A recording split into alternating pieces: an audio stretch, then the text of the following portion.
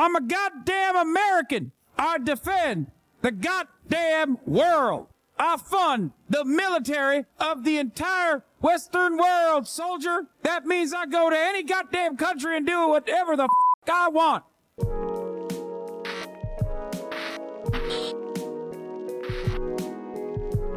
I'm saying it. Brought to you by the generous support of my patrons on Patreon. Get some cool perks and help support the show by becoming a patron at patreon.com/secondthought. I also recently launched a new channel dedicated to the nuts and bolts of making a living as a creative. If that sounds like something you'd enjoy, you can check it out at the link below.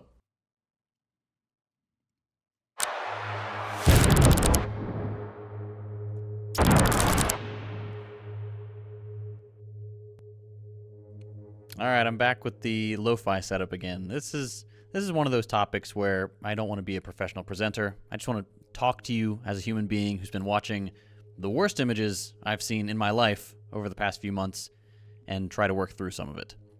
On October 7th, 2023, the Palestinian resistance took the fight to the Israeli occupation and knocked the wind out of them a little bit. For those who somehow aren't aware of the situation in Gaza, the Palestinian people have been subjected Wait, what happened in Gaza? To a brutal and genocidal occupation for 3/4 of a century. It's a long story, and if you'd like to hear more of it, we put out a First Thought analysis episode a while back that covers the history of Israel and the beginning of their ethnic cleansing campaign. We also did a deprogram episode with the wonderful people who run decolonizepalestine.com, and another good resource is Ilan Pappé's book, The Ethnic Cleansing of Palestine. Pappé is an Israeli historian, so before you go accusing me of only suggesting pro-Palestine sources, maybe give that one a read. You can find all these things linked in the description. For those who can't be bothered, here's a very short summary of what led up to this point. As anti-Semitism flared up in Europe in the midst of the world wars, we also saw the development of the political Zionist movement, which was basically a push to establish a Jewish ethno-state somewhere in the world. That should have been the first red flag. Ethno-states aren't generally a good thing. You might be surprised to learn that Palestine was not the only option on the list. There were multiple other locations considered, on different continents, and all of those places were already occupied. As the evil of fascism threatened Jewish people in Europe, and to a lesser extent, the rest of the world, political Zionism won a certain amount of perceived legitimacy, especially among the British elite. In 1948, with the violent support of the British military, the State of Israel was founded on stolen Palestinian land. And it's important to note here that stolen land doesn't mean unoccupied space. It's not like the locals were going, "Ooh, you stole my empty patch of dirt." No. The European invaders forcibly seized critical farms. Do you have an explanation why criticism of Israel is much stronger in the USA than in Europe? Although Europe is generally less hawkish than the USA, still due to the Second War. Is it? I mean, I don't think so. I think like it's relatively the same. There's a ton of people criticizing it. But it doesn't really matter at the end of the day. I feel like this is anecdotal. People are criticizing the shit out of Israel in Europe too. Unless you're talking about Germany, and we don't talk about Germany on this broadcast, okay? I'm done with Germany. Me and Germany, we severed ties, okay? Farmland, port cities, stretches of coastline, places that were occupied and served a vital role in Palestinian life. Of course, all of this was perfectly legal according to very official pieces of paper, so the colonists could wave off the atrocities they committed to claim the land. One of these documents, UN Resolution 181, gave the settlers 55% of the land, which is made even more absurd by the fact that the UN had no legal right to do so and did not consult with the Palestinian people before adopting the resolution. Unsurprisingly, they were pissed, and war broke out. What followed is today known as the Nakba, or catastrophe. Between 1947 and 1949, some 750,000... One last thing about Germany, I have to pay a fine of €300 for making your "we should arm Hamas like the IDF" joke on Twitter. No way. You in Germany tried to do a joke theft and you got fined? That's awesome. That's kind of lame. I'm sorry that happened to you, chatter. That's hilarious, though. That is pretty funny. Oh, Jesus Christ. Yes, I got f***ed in the ass. Holy shit. That sucks. Hasan no longer allowed in Germany. I can say whatever the f*** I want. I'm a goddamn American, okay? Let me tell you something. Well, as long as my internet is still working, holy shit, I keep getting hit with EMPs left and right. Little baby F's happening. Wheezy F baby. Yeah, I don't think people understand. That's not how this goes, baby. That's not how this goes at all. Do you know where I'm from? Do you know how things work? Because let me tell you, I'm from the land of the free. I'm from the home of the brave. I'm a goddamn American citizen. You think those krauts who ate lead and sucked shit during World War Mother II that now have to say, please, sir, I will jump for you, but with a German accent? You think those goddamn krauts have anything to tell me? You think that I do not have the passport that says I do whatever the I want? I'm a goddamn American. I defend the goddamn world. I fund the military of the entire Western world, soldier. Do you understand what that means? That means I go to any goddamn country and do whatever the I want. I get drunk, I get loud, and I get proud for the United States of America. Think a goddamn German's gonna tell me I can't say whatever the I want? Don't make me rebuild Israel on top of your goddamn house, Germany. Because if I willed it as a goddamn American, I could. And I probably should have. Okay. Don't make me bring managed democracy to Germany, okay? 1,000 Palestinians were expelled from their ancestral home. The Zionists seized 78% of historic Palestine, ethnically cleansed and bulldozed over 500 villages and cities, and killed at least 15,000 Palestinians in the process. Today, settlers who were there at the time laugh about the atrocities they committed on camera. עומדת כיתה של זה עם ידיים למעלה, אז באותו יום הייתי רואה אותה, הייתי קוצר את כולם, עד כדי כך. כמה אתה חושב אנשים הרגת ככה? לא ספרתי. אני לא יכול לדעת בחיי. היה לי מקלע עם 250 כדורים. ותראה, יריתי, נלחמתי כולם. אני לא יכול לספור. Years from now, students will write papers comparing the Holocaust and the Nakba, and the racial animus that drove both genocides. And a lot of liberals currently both sidesing this genocide will nod very seriously and say, oh, we just didn't know how bad it was.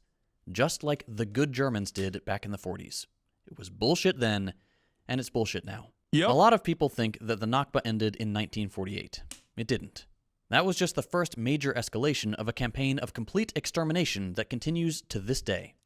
When you see the Twitter posts saying things like, there was a ceasefire on October 6th, realize that the people saying those things are either ignorant, in which case you can help them by providing resources, or are actively trying to obfuscate the truth. We know Israel has an army of paid posters to disseminate propaganda and shut down criticism online. Since the day the first European colonists set foot in Palestine, there has been a non-stop stream of crimes committed in the name of the political Zionist project. Palestinian homes are regularly and illegally demolished.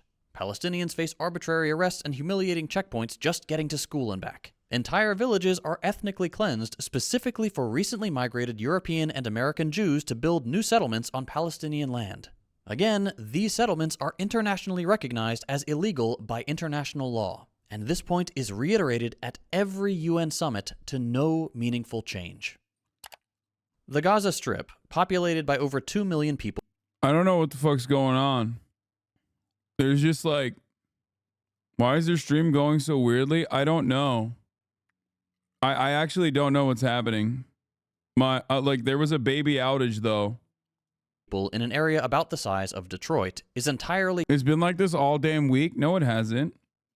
No, this entire week has not been like this at all. This is the first time I'm experiencing these like outages, these like minor outages. And I have no idea why it's happening. It's very annoying, though. cut off from the rest of the world. All entrances in and out of Gaza are controlled by the Israeli military. Imports and exports are heavily restricted. And employment opportunities... Why does it matter where the settlers come from Europe? Does that make them worse than Mizrahi settlers? I don't think so. I think, like, a lot of Americans try to understand this from the same framework of, like, white-black dynamics of white supremacy. That's probably what it is. I think that's why they keep talking about like Ashkenazi Jews. But when JT's talking about it, he's basically talking about it from the perspective of history. These are essentially non-existent. Nearly all water 'Cause he resources are understands that. undrinkable by design, and civilian infrastructure is regularly targeted by Israeli airstrikes. Permits are routinely denied for the building of homes, civilian infrastructure, roads, sewage systems, and schools. Call it what it is, a concentration camp. If you force a population into an Mizrahis are effectively white in the same way Sicilians are. Be for real? No, they're Arab in the same way that like Arabs are white. If that's what you're talking about, then like Mizrahis are Arab, dog. That's like, it's crazy. enclosed area, you control the food, the water, electricity, fuel, medicine, literally everything that goes in or out. If you put a high-tech fence around it with facial recognition and automated guns, if you routinely kill the people inside to further your goal of an ethno-state, what separates you from the Nazis? It's hard not to get angry when you're talking about this stuff because it's so incredibly obvious who the bad guys are. And yet Israel dumps massive sums of money into pretending they're the victims. I don't know about you, but I've never seen a victim who can shut off their oppressor's food, water, power, and ability to move freely on a whim. So now I'm going to have to make an assumption, because I'm not going to waste my time trying to win over people who still think Israel is in the right, when they've seen all the same footage that I've seen. Either you're a decent person or you're not. So the assumption I'm going to make is that if you're still watching this video, you're one of those decent people. We're on the same page. What's happening in Gaza is the most blatant example of genocide in modern history. For the rest of the video, I want to talk about... We need to be careful about comparisons to the Holocaust, but I don't know what other context you could put something like this in. I mean, there's like plenty of other genocides that you can point to, but like the Holocaust is the most visible one that everyone knows of. Like if you talk about like what the Belgians did in the Congo, people don't know or give a shit about it. You know what I mean? Or even the Armenian genocide, as a matter of fact. But I think like a big part of the reason why people bring up the Holocaust because Israel brings up Holocaust. Like defenders of Israel bring up the Holocaust all the time. A big part of the reason for Israel's existence and then the violent ways that it exists, unironically, is as a defense of a potential future Holocaust. That's what they say, which is why I think people go, what do you mean the Holocaust, brother? You are doing something comparable now, obviously not to the same severity, but still. If there is a mechanized machine of death here against a marginalized population that it is unjustifiably destroying, then you're closer to the Nazis in the Holocaust analogy. No matter how hard you try to fucking claim that like every Palestinian baby has like mind control powers or whatever, and that's and they are like the most rabid anti-Semites or some shit. what that means. What does it tell us when a country like Israel can commit these monstrous acts and face zero consequences? When it can be condemned by the vast majority of the world, including institutions like the UN, and get away with it? When we see this on Twitter and the Western press still says that this is all Palestine's fault? It takes 34 seconds of scrolling just to get to the names of children 1 year old. To put the scale of Israel's crimes against children in perspective, in the final years of the war, when Germany was really ramping up their extermination campaign, the Nazis killed 127 children per day. Have you ever covered in-depth Plandalet on your channel? It's basically in writing what the Zionists wanted to do. Yes, of course I have. Yes, of course. In Auschwitz. Israeli occupation forces are now killing 139 children per day. At time of writing, Israel has killed over 27,000 Palestinians in 4 months. Compare that to the 15,000 killed over a 2-year period during the Nakba. And yet, despite those numbers, despite the massive rallies for Palestine around the world, despite politicians getting shoes thrown at them and trade being disrupted, we still hear nothing from the corporate media. And we can't seem to budge the leaders of the Western world. Why? The easy answer is that Israel serves the interest of the United States. Here's Joe Biden back in the 1980s. There's no apology to be made. None. It is the best $3 billion investment we make. Were there not an Israel, the United States of America would have to invent an Israel to protect her interest in the region. He's pretty wild how big of a, like, he is unironically one of the biggest dick riders of Israel and has been for so long. What do you think Ethan would say about this? Since he thinks JT's thinking, I don't care, dude. Like, that's such a silly way to approach internet content. Okay. I said back then that I like JT and that I think that it would be better for him to defend his positions. I'm not trash talking Ethan at all, by the way. Like, for people who try to fucking consistently turn this into like drama farming. Ethan is my friend. We may have disagreements every now and then, but I have maintained the position that his heart is always in the right place and he's on a journey of learning. And as far as second thought goes, I think that if they had a conversation, it would be he could describe his position better and clarify his perspective. I also do despise like this attitude in this community of like the long-term community members who just didn't like leftovers, who are so rabid. Like, you guys did absolutely contribute, just so you know. You did. Y'all are rabid as you do not know how to behave tactfully. You do not know how to behave strategically. You do not know how to behave in general. You think it's like moral consistency, and you personally think that it's like you're doing something revolutionary. You're not. Yeah, this community wonders why people are afraid of collaborating with you. Yeah, my long-term community members and subscribers, I love you all for your support over the course of many, many years, but you do sometimes have a tendency to behave in a rabid manner and operate in the most like purity-focused ways possible. Nobody ever thinks about the impact of certain things. Nobody ever thinks about the impact of having a show like Leftovers that goes to a much broader audience. You know who thinks about that, though? People who despise my commentary. They think about it all the time. They hated it for that very same reason. And that's precisely the reason why they worked very hard, tirelessly to end it. So it's odd to see the handshake emoji happen from my most rabid and longest supporters and my most rabid and longest haters in terms of, you know, taking out another opportunity for a much larger audience to see in a positive way, what a broader audience of normies could see. Leftist commentary and an introduction to leftist commentary. The United States would have to go out and invent an Israel. The U.S. and its vassal states depend on having strategic footholds all over the world. Israel is crucial in that regard, serving as a destabilizing force in the region, a useful intelligence outpost, a hub for Western personnel, and of course, a lucrative trade partner, especially when it comes to weapons of war.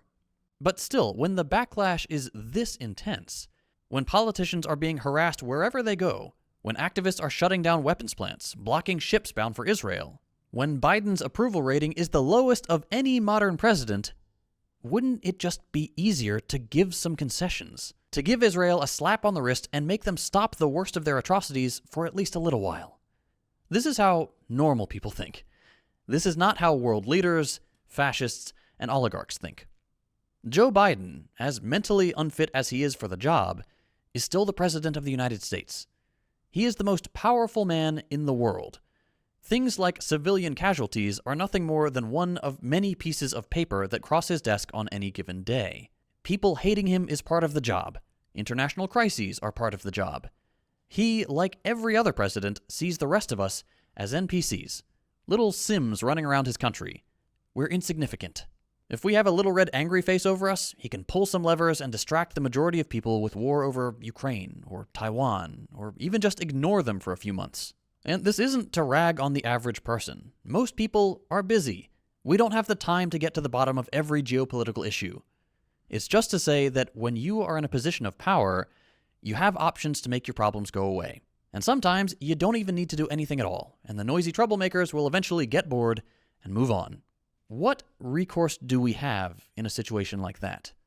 It's easy to say, oh, we just need to dismantle capitalism and destroy the perverse incentives that enable this genocide. But that's not a realistic solution in the short term. I'm talking specifically about the U.S. here. I think it's still underestimated how severe an impact Henry Kissinger's realpolitik philosophy has run rampant in every single White House since Nixon. It's going to be studied and talked about for centuries from now. I don't think that we operate we don't ever collaborate with foreign adversaries as openly as Henry Kissinger did, though. I think we're way more aggro I saw, you know what I saw this morning when I first woke up? Barack Obama talking about whether he would negotiate with foreign adversaries. Does anyone have that video? Maybe it showed up on your Twitter feed as well, since our Twitter feeds are mostly aligned for the most part. You might have seen that as well. I forget who posted it. I love everyone going, I don't use Twitter. Okay. Yeah, that's what a strong nation does. It was during the primaries in 2008. Yep. Barack Obama was asked during the primaries in 2008 and very, very solidly and in a very charismatic way, planted his feet 10 toes down and said, of course I would negotiate with our foreign adversaries. That's crazy. And then he did the most charismatic Barack Obama thing you can do, which was to turn around and say that if you like watching the 3-minute ad break at the top of the hour, you can keep it. But if you don't want to watch it, then guess what?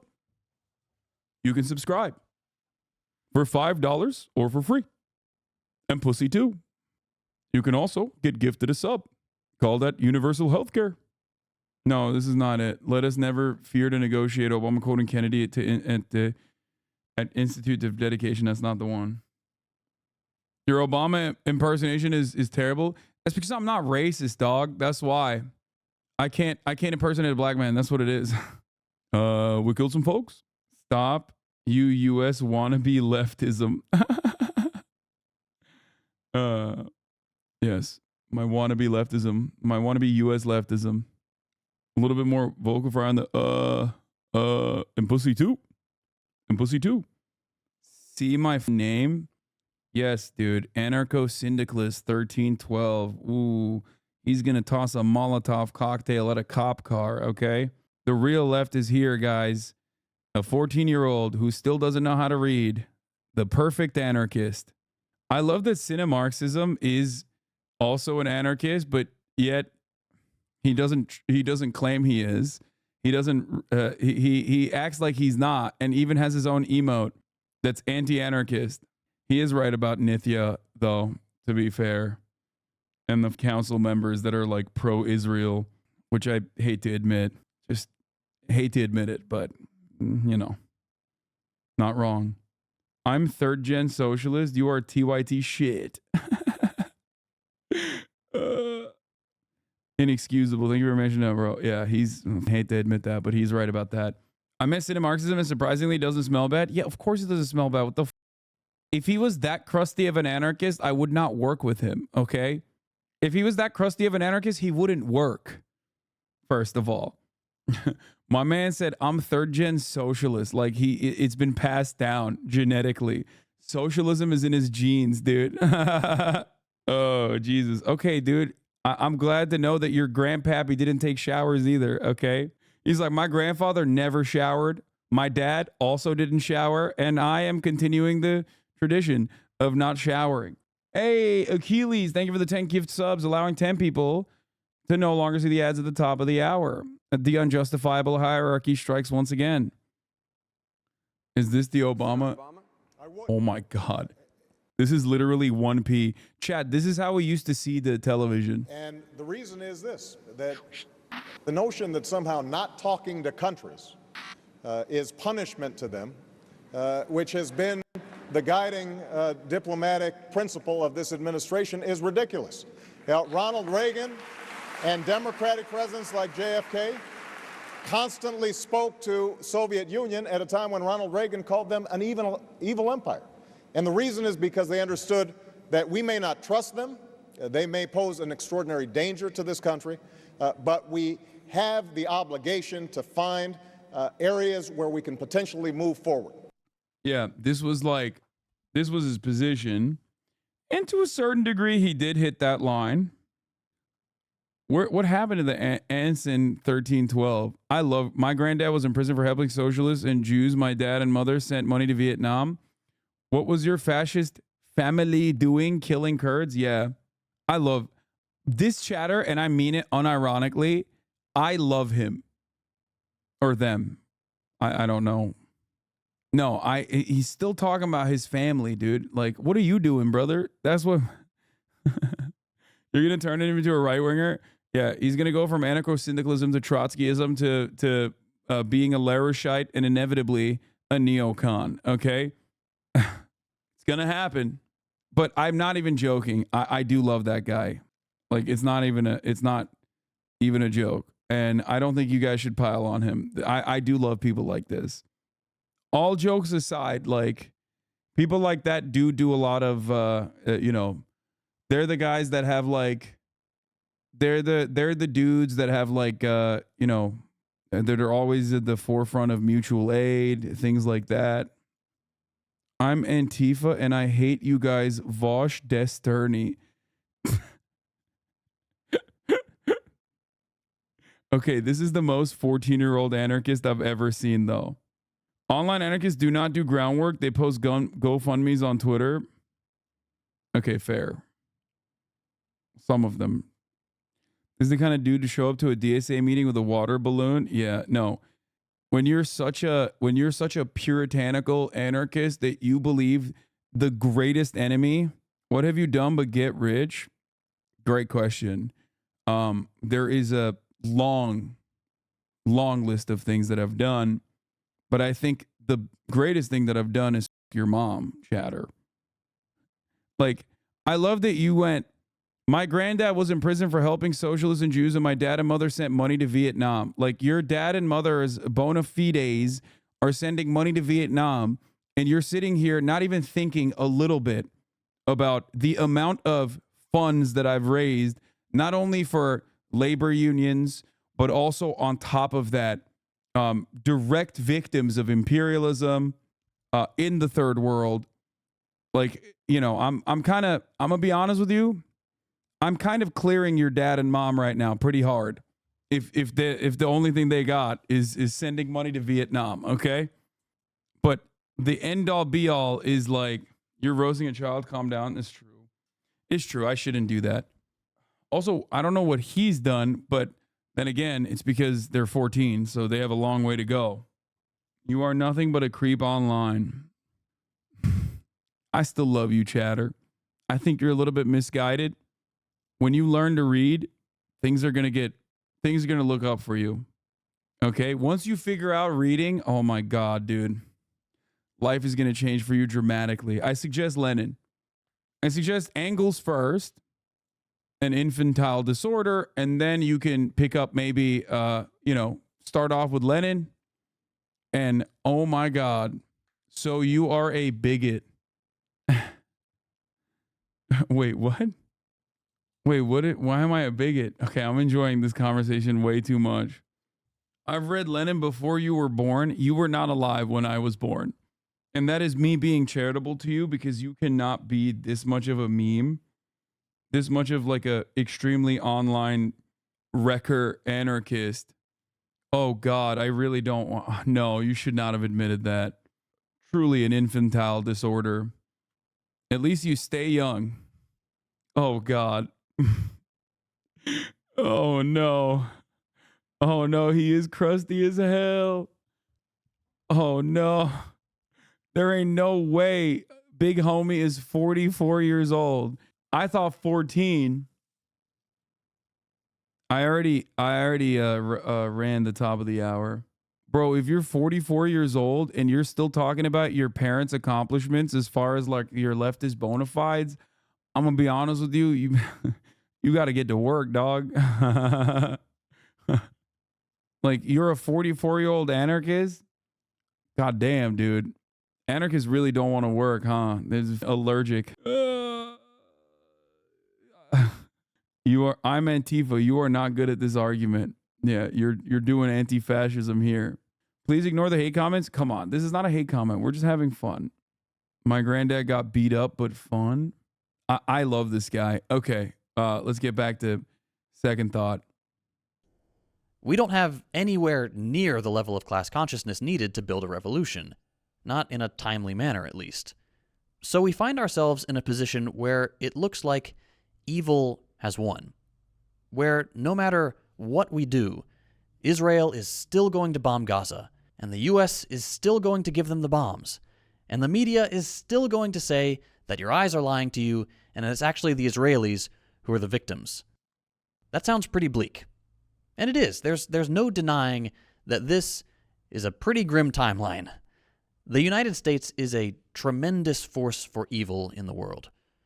There's a reason it's the most hated country on Earth, and there's a reason most Americans aren't aware of that fact. But here's the thing, and this might sound a little flowery at first, but bear with me. Even though evil may seem like it's won, even though the US and Israel may seem impossible to overcome, there will come a day when historians can look back and soberly assess the crimes of these regimes as past projects. The US empire is on the decline. I made a video about that a little while back. It cannot sustain itself the way it has since the post-war years. The United States as we know it today will fade. It may not disappear completely, but its relevance will wane. Israel will go the way of Rhodesia and apartheid South Africa. As long as projects like these are reviled and opposed by the majority of working people, they will eventually succumb to the weight of their own contradictions. And there's a fine line to walk between this is inevitable and this cannot last forever. Assuming something is inevitable is not the correct approach. That leads to complacency. But recognizing that evil cannot stand against the determination of the masses forever, that's inspiring.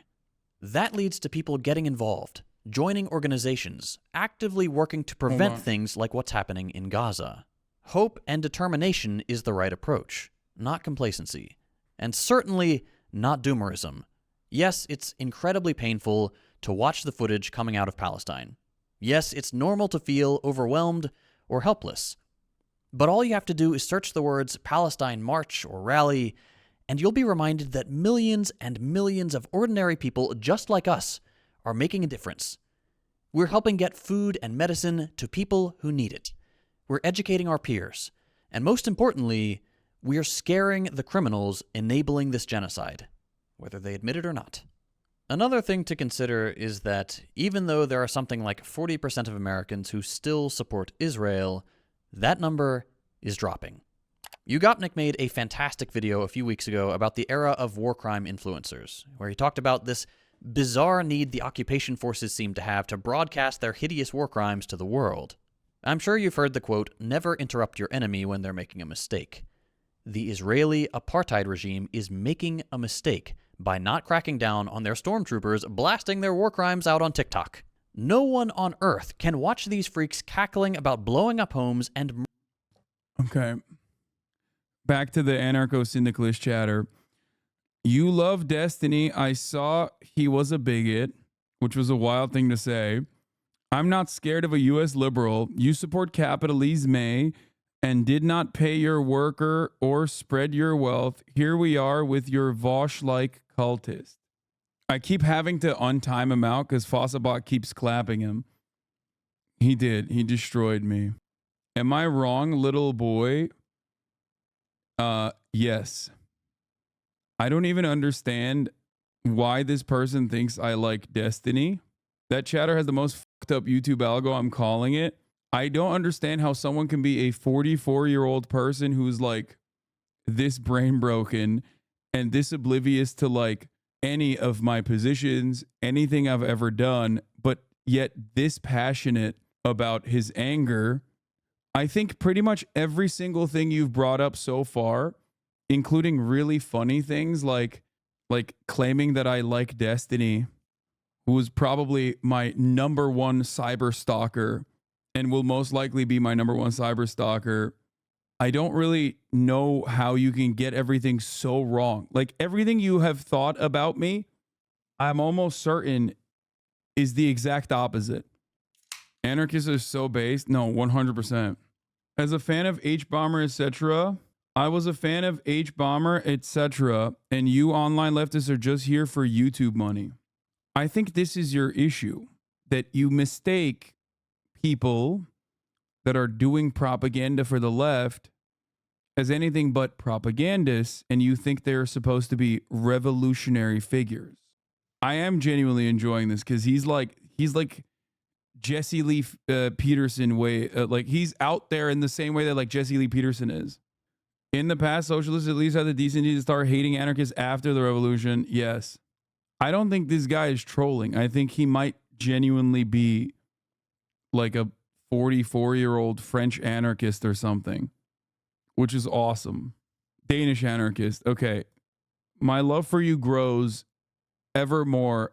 Every single new thing you type in the chat makes me like you even more.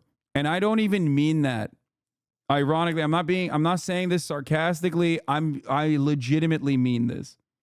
Denmark is a racist hellhole, but I try. You're definitely one of the better leftist propagandists in the US, no doubt. I like to think so, but wait, you love this crusty motherfucker? Yeah, I love anarchists. What do you mean? I think like if you spend enough time in this community, you probably recognize that like almost every single joke I make about the left and the divisions within the extremely online left still ultimately comes from a place of love, unless we're talking about debate pedophiles, in which case there's no love there. But for the most part, yeah, like, I mean, I make jokes about anarchists being crusty. I make jokes about Marxist Leninists being annoying and also engaging in oftentimes, maybe sometimes historical revisionism or fantasizing about a existing real world of socialism that was actually perfect, like existing real socialism that was definitely infallible and perfect, and that like we have to go back to that same era without any consideration for the current material conditions whatsoever. You know what I mean? I want to know what gave them the impression that you're friends with D. I don't know, but I love him regardless. This is a good summary of this debate. My friend just showed me the scene from a German film last year, and now I need to see the full film. I'm a communist, and what are you? I'm an anarchist. Cool, we can be friends until the revolution. After that, it gets difficult. Yeah. Like, see? Look. I had a Palestina flag in my window since 2004, but I also have an LGBT flag and the Kurdish flag. Cool, man. I'm glad you're doing your part with your flags in Denmark. That's great. What is this? Dude, he is standing next to Destiny. No, I dislike Pac-Man, but he is no Destiny. What? Is this the guy? No. How the fuck did you all find his Twitter account? Okay, we're done. I think that's why. I think that is the reason why he thinks I'm friends with this guy. Can we move on? Colorado is under attack from a Chinese spy balloon. Another Chinese spy balloon. God damn it. Finally, I did it after hours. Hey, Felix Biederman, first discovery. Let's go. Yeah, brother, let me tell you something, okay? That image has led you astray. This is from a very long time ago. I hope you understand. Denland.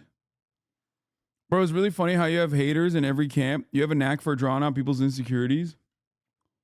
Joe, many liberals does it take to change a log by bulb? None. They're too busy. Their gender. I love that. Okay, stop posting your additional information. The left is destroyed. Okay, let's continue. Let's continue with this. I forgot where I was. I'm heading out in the Subi with my rifle. Ain't letting no damn liberal Chinese commie balloon in this state. These mountains will stay free. Okay, stop voluntarily giving out your information in front of 20,000 people, anarcho-syndicalist chatter. That's ridiculous. You're being crazy. Murdering children without at least a little bit of cognitive dissonance. Even the staunchest supporters of Israel are squirming just a little bit. Except, of course, the ones paid handsomely not to squirm. Israel has shown the world what it represents.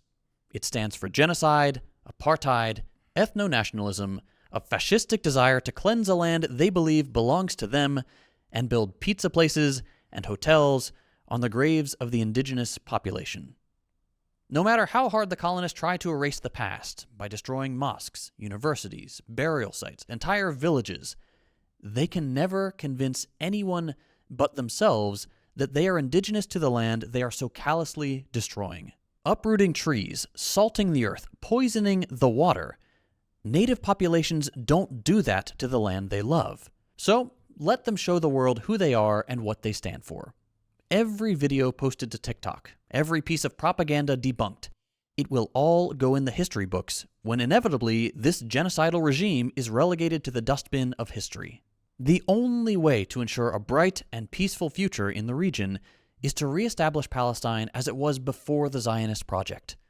A multicultural, multi-faith community with roots reaching far back into history. A beautiful past that should be celebrated, not bulldozed and turned into a theme park, not ethnically cleansed and its history rewritten to fit some modern myth. As much as evil will try to win, its own inhumanity will be its destruction. The world sees Israel for what it really is, and one day will remember Israel for what it really was. These days, it's pretty hard to find someone who will admit they supported Rhodesia or apartheid South Africa, but they're still around, pretending like they didn't act just like the supporters of Israel are acting today. So, what happens when evil wins? Evil doesn't win. At least, I don't agree with you on everything, but overall you have very rational takes, and I appreciate your impact you've had on the commentary in the U.S. I hadn't even heard the perspective of the Palestinians before your coverage, and I'm sure there are a lot of other people who would say the same. Well, that's my goal. What is this? I'm Antifa and fought Sargon. Come incels. Love TYT, so this is a scam. There's no way you're still looking at this chatter. Brother, he is literally delivering. Okay? You love the Grey Wolves, he said. Yes. Me, a big, huge fan. Unironic, huge fan. Dude, listen. At a certain point, I don't want to be ableist, but like, maybe you need to recognize things about yourself as far as like not picking up on context clues and like, and perhaps like you can't parse through me being sarcastic or joking and mocking something versus me being like an unironic fan of said things. Nice fallacy. No, it's not a fallacy. No, I'm describing to, trying to explain to you in really, really nice ways, in as nice as I physically, humanly possibly can, that you're wrong. Like, you're just completely wrong in the funniest ways possible. I made no fallacy or anything here. I don't even know what fallacy you think I brought to the table. But you're if you think I'm a gray wolf, then I don't know what to tell you. I think you just probably saw jokes that I've made and took it seriously, because there is not a single ultra-nationalist gray wolf that unironically recognizes, like seriously recognizes the Armenian genocide, or even talks about Turkish military actions in the northern Syrian corridor against the Kurds. Like, as a matter of fact, I am probably at risk if I were to go to Turkey, mostly by gray wolves, if I were to go back to Turkey at all, for the things that I've said. So he's referring to your reaction to this video. I mean, this video is a banger. I think Armenian genocide, I am instantly killed by a guy turning into a werewolf because I called it Armenian genocide and Armenian nothing. Yeah, Geno lie. I mean, they have. Wasn't it a gray wolf that killed Hrant Dink, the Armenian Turkish journalist?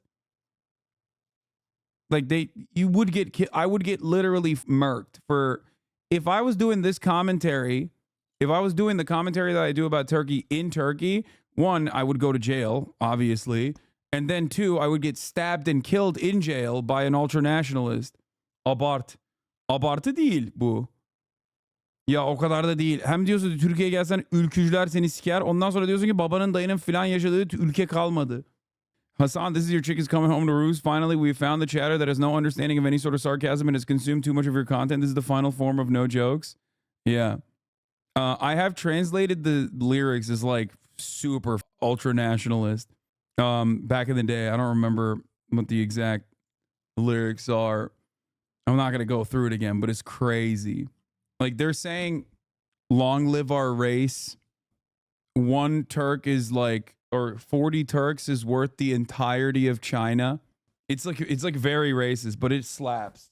Which is so funny when you're like talking about China as a Turkish guy. When you're talking about China as a Turkish guy, it's like, why, what? Like, he literally thinks that we're still like, you know, Genghis Khan. That's why it's funny.